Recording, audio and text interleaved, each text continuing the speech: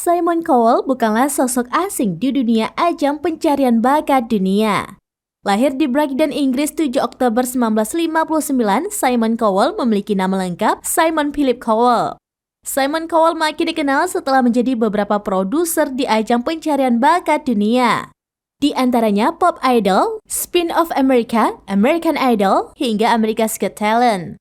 Dikutip dari berbagai sumber, Simon Cowell memilih untuk tidak melanjutkan pendidikannya di usia 16 tahun.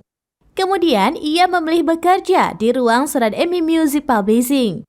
Pada tahun 1985, Simon Cowell membentuk Fame First Records hingga mencapai kesuksesan. Sayangnya, perusahaan itu bubar pada tahun 1989. Setelah itu, Simon dipekerjakan oleh BMG Records sebagai artis dan konsultan.